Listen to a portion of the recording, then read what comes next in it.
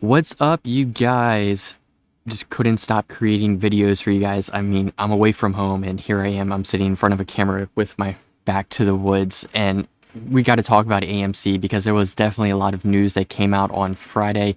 Also, really talk about Friday's price movement because it was good for essentially half the day. And then we saw the shorts really come in and just hammer the stock into the ground. We closed at 12.98, which is a good thing. We'll cover the charts. We'll cover Stocko Tracker. We'll also cover the short interest via Ortex. And then we'll also talk about Ortex's tweet about this short squeeze notification and exactly what that means for AMC moving forward. So if you guys can, do me a favor, drop a like down on this video, hit that subscribe button, make sure that you ring that bell for me because it really helps me out with the YouTube algorithm. So without further ado, let's go ahead and hop over here into Webull. And then, like I said, we'll cover the short interest in Ortex and Stocko Tracker, and then we'll talk about that Ortex tweet too. So let's hop on over here. All right, so now we're in Webull. Now we're looking at AMC. The huge thing that just jumps out to me right away on this chart is the fact that it was the tale of essentially of the bears and the bulls. For the first half of the day, the bulls were in control of the stock. Second half of the day, the bears definitely were in control of it. The thing that I really like here when I take a look at this is the fact that we fell down to $12.55. And we didn't test $12.22, which was a previous level of support. So we're creating a new level of support here, which is good. Also, the first minute highlighting this, 11 million traded in the first minute. Incredibly good day. Not bad at all. The other thing that I want to talk about is our volume actually on Friday was less than what our volume was on Thursday. We were looking at almost 300 million shares traded on Thursday, and on Friday we only had about 207 million shares traded, so we had almost 100 million shares less traded. So a lot of people say this might be just essentially the longs testing the stock to see how quickly they can drive it up and how far they can drive it. I don't know. I mean, I don't want to dive too deep into this. I want to just focus on the technicals of it, but if that is the case, then that is the case. But taking a look here at the intraday, the thing that I really like is we got up to 1433, and how I said in my previous video that I wanted to see us get up above 1425 and just get a little bit higher of a high. And we got to 1433, which is higher than 1420, which is what we set on Thursday, which is good. So the fact that we did that is good. We are still needing to get that 1454, but I honestly think it's going to be a very, very tough fight for 1454 because it seems like that's the point where a lot of shorts possibly are going to become margin called because they're nowhere near profitable and they're costing themselves a lot of money and they're having to pay a lot of money to keep these short positions. And keep that in mind. These short positions, everyone has to pay money to hold these short positions, and it just gets, even if we increase 1.64%, the shorts are still losing a lot of money in this case. We got to keep that in mind. So it's slow. Yeah, it's not Thursday where we had a sexy day of almost 25% growth. We had a 1.64% positive day, and a lot of people are like, but personally, I'll take it because 1257 we found support, and we closed at 1298, which is really good. We closed, I believe it was at 1278. Yeah, actually 1277 was our previous close, which is good. So we finished up even higher than our previous close, and we saw a lot of shorts coming in here. Now let's hop out here to the 5-day, 5-minute time frame, and really you can just see the tail of the stock over the past 5 days. We were essentially trading flat, and then Thursday and Friday almost looks like a consolidation day compared to Thursday when you put the two side by side. So we still had a very nice gap up here Friday morning, which I definitely will take. We did a very good job of actually filling that gap, which is good. So very happy about that from a technical analysis perspective. So if we hop out here to the 1 month, 1 hour chart, this is personally the one that we'll spend the most of our time on. So you can really see the past high that we had of sitting here at 1222, we've really blown through that, which is really good. That's really good because we're setting a higher high. Now, the next step is we need to set a higher high from 1454, because then the next point that we have to rival with is the squeeze, which would be the $20 that we would be looking at. That all of us are very closely eyeing. Personally, I'm eyeing the $20 mark too. But if you take a look here, the RSI is sitting at 52.21, which is really good. Our MACD does have a bearish indicator because we did slide very volatilely in the second half of the day. That was the huge thing that I saw, was a lot of short waves come in. If you can take a look here at the 1 day chart, you can just see the short waves come in, push the stock down, push it down, push it down, and push it down. Now, a lot of people are saying, well, how are they getting these shares? Well, you got to keep in mind that there's short shares, and then there's short ETF shares, and then there's also this thing that's called naked shorting that I don't want to say is definitely going on, but is more than likely going on because of the interest that we are seeing within these stocks. And you can't really get more shares because I think, honestly, a lot of us own the float of AMC. That's just my personal opinion. A lot of us own the float. Where are they getting this from, besides if they're writing it from their own balance sheet and essentially just saying, okay, well, hopefully we don't get caught. That's my personal opinion, and that's where I really think that this is headed towards. But hopping back here to the 1 month chart, 1433 new high, which is really good. Now we got to remember, and let's just take this in. Let's take this in. On the 6th of this month, we were trading at $8, and now, literally, essentially 8 days later, we're trading at double that. Now we're trading at $14. So this is the reason why I say we have to be patient within the stock market, is because of this. Literally 8 days of changing. If you bought an option on the 6th for like a $10 strike, you would be making buku's amounts of money right now because you had that patience. Also, if you bought shares on the 6th, like I did, you would be making buku's amounts of money because you held and you waited and you had that patience. We just can't expect the stock market to flip on a dime and just go back up. These stocks are going to take time to move up because it takes time to get bullish movement going upwards. The other thing that I really want to talk about was that we had an analyst actually upgrade us. Let's see if I can find it here in Webull. Well, it doesn't look like it's actually here, but we had another analyst actually upgrade AMC from $13 to $16, which is even better. We had an analyst already upgrade us to $13. We're pretty much there. Now we have an analyst saying it's worth $16. So now we're $3 away. There's clearly people that are starting to wake up and smell the coffee and be like, oh, this stock is actually worth a lot more than 1 cent a share. Like, that, it's utterly ridiculous that someone would give that as a price target. That's just stupid.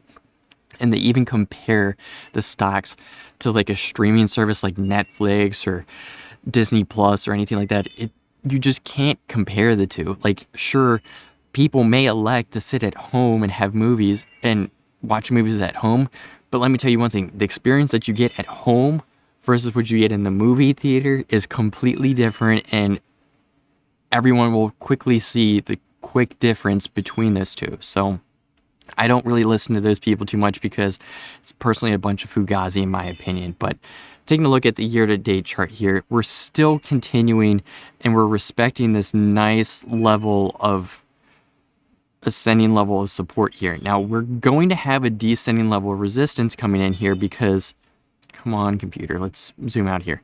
We'll have a descending level of resistance coming in from 1454 and from the squeeze. Now the huge thing is we need to break this, and once we break it and move out, it's going to be considered a breakout point and we'll start running. And that's personally when I think the squeeze is going to start, is if we can get over this hump of 1454 and we'll just start running. And the next thing I personally see is $20 in my opinion. So we could go back 5 years later, and maybe we can go back 5 years and draw on supports if we really want to. But I honestly think once we get above 1454, it's going to start rolling very, very, very quickly for this stock. So overall, bullish prediction is going to be where are we going to open up? That's the first major question to ask. Are we going to open up at 12.98? Or are we going to open below 12.98? Are we going to open at 12.77? Are we going to open at 12.50? Where are we going to open? Because keep in mind, this is the weekend after all, so sentiment can change.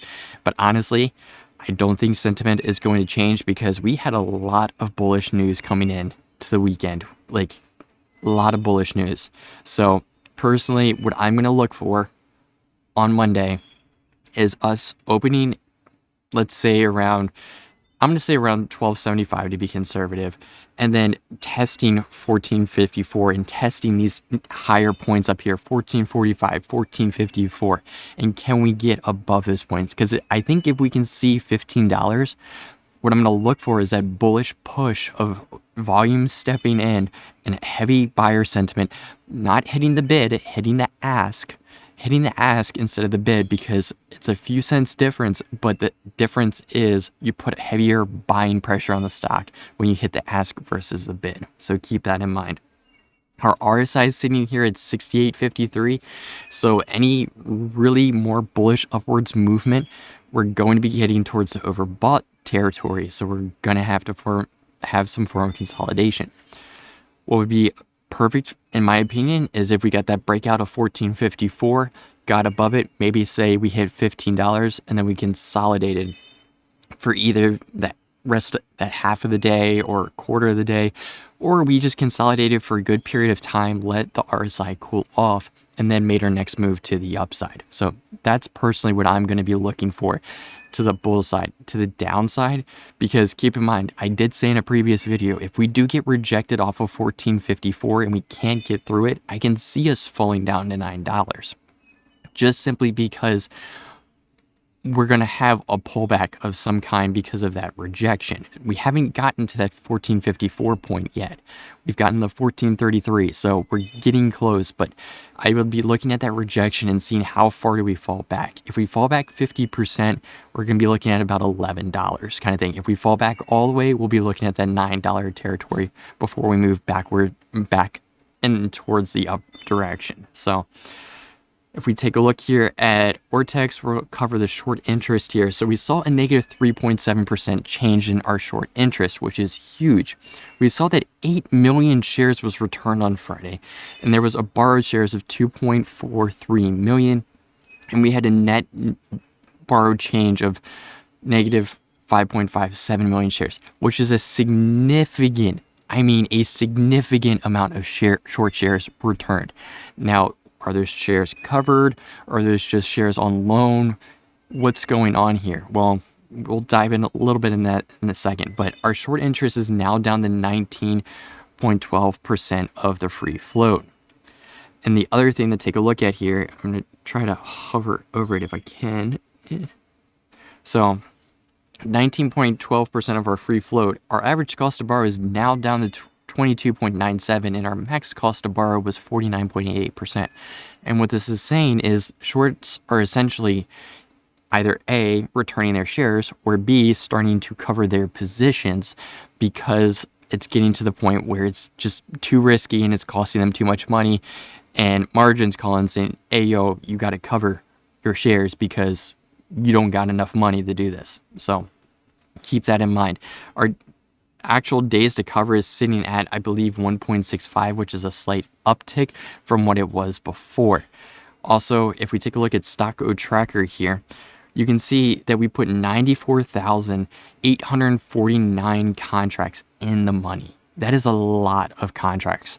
We have 45,000 shares that are available to borrow of AMC at a 24.9% borrow fee. Keep in mind that's the average. We also have 7,725 short ETFs available at a 235,000.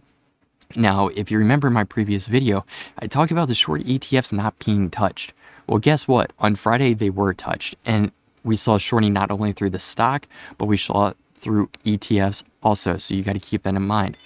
And if we got to $13 on Friday, we would have put another 9,311 contracts in the money, which is a lot of contracts. We would have easily put 10 million plus shares in the money if we closed above $13, but obviously the shorts did not want us to do that. Still, Closing at $12.98, we put 94,849 contracts in the money, which is roughly a good amount of shares here. You got to keep that in mind. So we might see a possible gamma squeeze leading into a short squeeze kind of situation, with kind of similar to the GameStop. Now let's go ahead and hop over here and talk about this short squeeze indicator that was essentially set off through Ortex. Now what this is talking about is your mean return is 44.53%. So what this signifies is that a short squeeze is probable to happen, and they're expecting a mean return of 44.53%. Now keep in mind, every single squeeze is unique. Every single squeeze is unique. So there's no way that you can sit here and say, like, this is exactly what's going to happen. They got this prediction off of analytics and AI. So this is what they're guessing at. They're essentially throwing a dart at a dartboard and saying, this might be what happens, kind of thing. We know it's a heavily shorted stock. We know that we own a lot of the float. We know that there's also naked shorting going on. And we know that also AMC is very bullish. So all that we honestly really have to do as Abes is just hold the stock, and we might get to the point where we might be able to select the price where we decide to sell at, which would be rather cool in my opinion. So that's really what the short squeeze notification is. And they're saying the signal return is going to be available in 8 days. So what exactly happens from that signal, and did we actually squeeze or did we not squeeze? But really, that's what I got for you guys today. If you guys don't mind, please do me a favor, drop a like down on this video, hit that subscribe button, make sure that you ring that bell too. It really does help me out with the YouTube algorithm. Also, I am away from home, so pardon me if any of these videos are delayed or the quality isn't exactly what it is when I'm at home. Trying to do the best that I can and trying to bring you guys the content when I can, and absolutely give you guys the update on AMC.